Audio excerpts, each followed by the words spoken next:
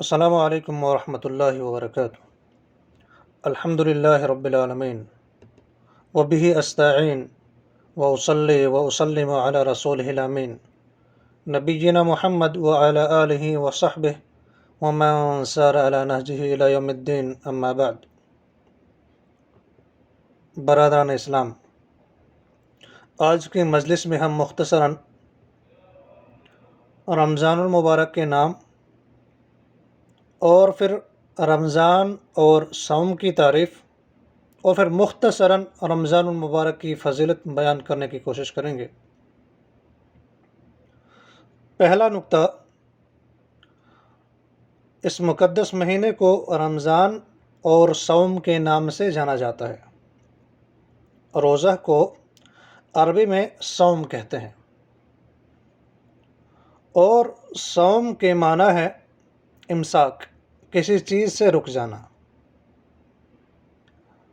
یہ تو لغوی تعریف ہوئی کہ کسی چیز سے رک جانا لغوی اعتبار سے صوم کہلاتا ہے، اور شرعی اعتبار سے ہم صوم کو کہتے ہیں التعبد للہ سبحانہ وتعالی بالامساک عن الاکل والشرب وسائر المفطرات من طلوع الفجر الى غروب الشمس۔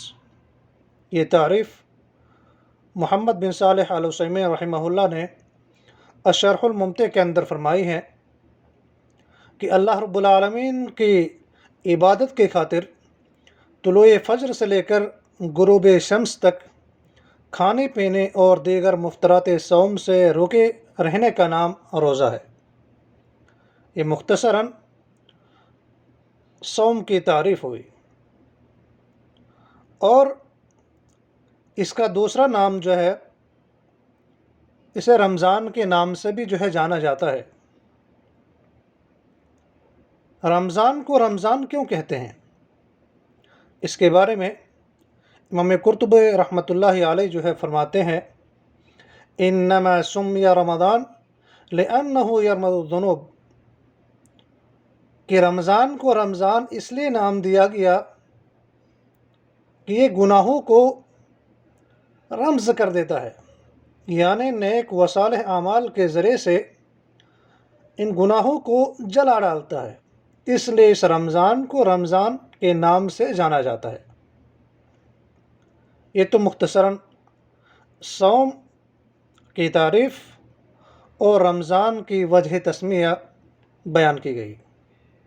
اس لیے اس کو رمضان کہا جاتا ہے کیونکہ یہ گناہوں کو جلا ڈالتا ہے۔ یہ وجہ تسمیہ امام قرطبی رحمۃ اللہ علیہ نے الجامع لاحکام القرآن کے اندر بیان فرمایا ہے۔ اب ہم مختصراً اس کی فضیلت کے بارے میں گفتگو کریں گے۔ اللہ تعالیٰ نے اس مقدس مہینے کو بہت ساری فضیلتوں سے امتیاز بخشا ہے۔ پہلی چیز کہ رمضان المبارک ہی وہ مہینہ ہے کہ جس مبارک مہینے میں اللہ تعالیٰ نے قرآن مقدس کا نزول فرمایا۔ اللہ تعالیٰ نے قرآن مقدس کے اندر ارشاد فرمایا شہر رمضان الذی انزل فیہ القرآن، کہ رمضان ہی وہ مہینہ ہے کہ جس میں قرآن مقدس کا نزول ہوا۔ دوسری چیز کہ اس مہینے کو اللہ تعالیٰ نے یہ امتیاز بخشا ہے کہ اس مہینے کے اندر جنت کے سارے دروازے کھول دیے جاتے ہیں اور جہنم کے دروازے بند کر دیے جاتے ہیں۔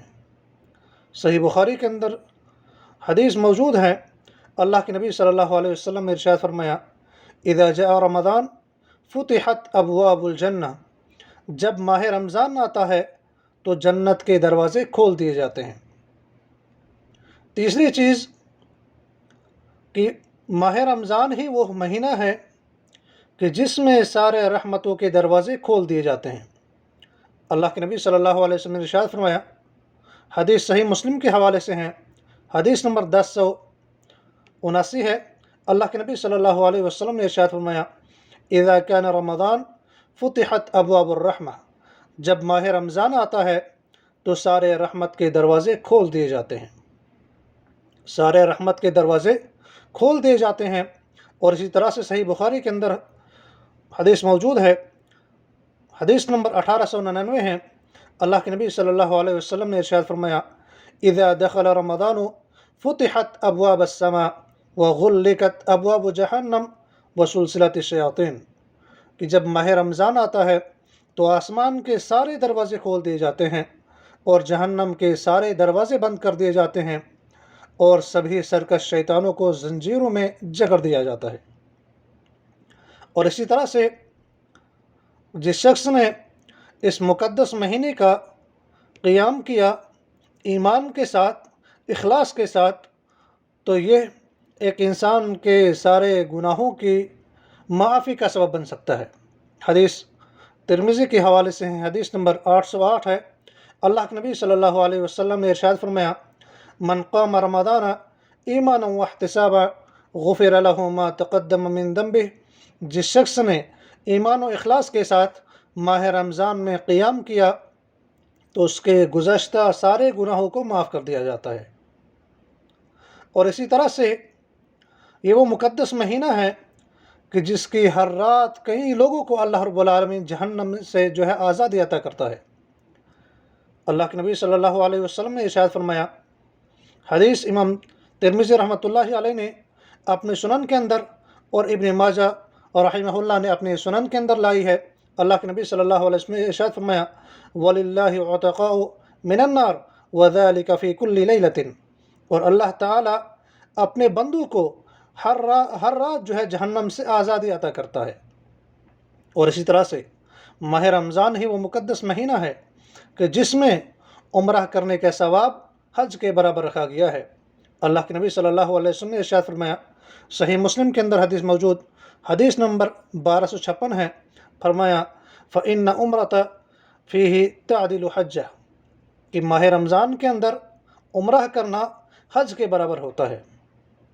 اور اس مقدس مہینے کے جو روزے رکھتا ہے اسے اس دروازے سے داخل کیا جائے گا کہ جس کا نام ریان رکھا گیا ہے۔ اللہ کے نبی صلی اللہ علیہ وسلم نے ارشاد فرمایا، ان فی الجنت بابا یقال له الریان، کہ جنت کے اندر ایک دروازہ ہے جسے ریان نام دیا گیا ہے، کہ جس دروازے سے صرف روزے دار لوگ ہی داخل ہوں گے اور روزے داروں کے علاوہ اس دروازے سے کوئی اور داخل نہیں ہوگا۔ اور اسی طرح سے اللہ تعالیٰ نے فرمایا قرآن مقدس سورۃ البقرہ آیت نمبر 184 کے اندر، وَأَن تَصُومُوا خَيْرٌ لَكُمْ إِن كُنتُمْ تَعْلَمُونَ، تمہارے حق میں بہتر کام روزہ رکھنا ہی ہے اگر تم علم رکھتے ہو۔ اور یہ مقدس مہینہ، یہ رمضان المبارک کا مہینہ جس کا روزہ رکھنا ہم پر فرض کیا گیا ہے، اس کا روزہ رکھنا یہ تقویٰ کے حصول کا بہترین سبب ہے۔ اللہ تعالیٰ نے قرآن مقدس کے اندر سورۃ البقرہ آیت نمبر 183 کے اندر ارشاد فرمایا، یا ایھا الذین آمنوا کتب علیکم الصیام کما کتب علی الذین من قبلکم لعلکم تتقون، اے ایمان والو، تم پر روزہ رکھنا اسی طرح فرض کیا گیا ہے جس طرح تم سے پہلے لوگوں پر فرض کیا گیا تھا تاکہ تم تقوی اختیار کرو۔ اس آیت مبینہ کے اندر اللہ تعالیٰ نے تقوی حاصل کرنے کا سبب روزہ قرار دیا ہے۔ اسی طرح سے یہ روزہ جہنم کی آگ سے بچنے کے لیے ایک ڈھال کا کام دیتا ہے۔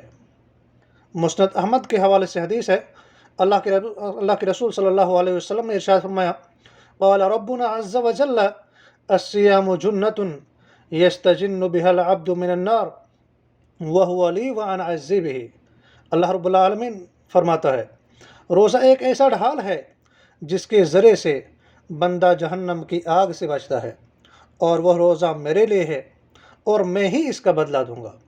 اور سنن نسائی کے اندر حدیث موجود ہے جس کے الفاظ یوں ہیں، اللہ کے نبی صلی اللہ علیہ وسلم نے فرمایا، الصیام جنۃ من النار کجنۃ احدکم من القتال، روزہ جہنم کی آگ سے بچاؤ کے لیے ڈھال ہے، جس طرح کہ تم میں سے کسی کے پاس لڑائی میں دشمن کے وار سے بچاؤ کے لیے ڈھال ہوتی ہے۔ یہ مختصر چیزیں ہیں کہ جس سے رمضان المبارک کی اہمیت و افادیت جو ہے سامنے آتی ہے۔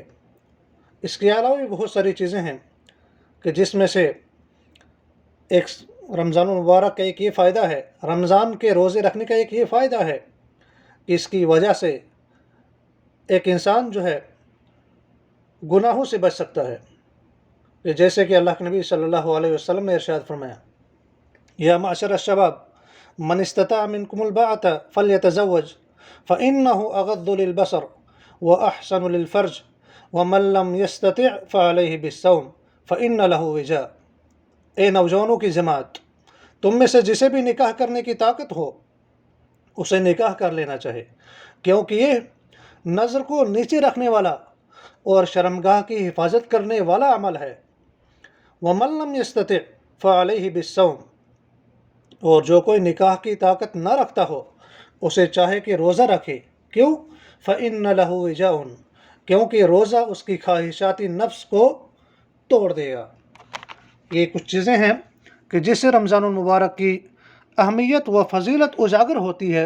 اللہ تعالی ہم سب کو رمضان المبارک کے روزے رکھنے کی توفیق عطا فرمائیں اور ہمارے روزوں کو اللہ تعالی قبول فرمائیں۔ ھذا ما عندی وصلی اللہ علی نبینا محمد وعلی آلہ وصحبہ وسلم۔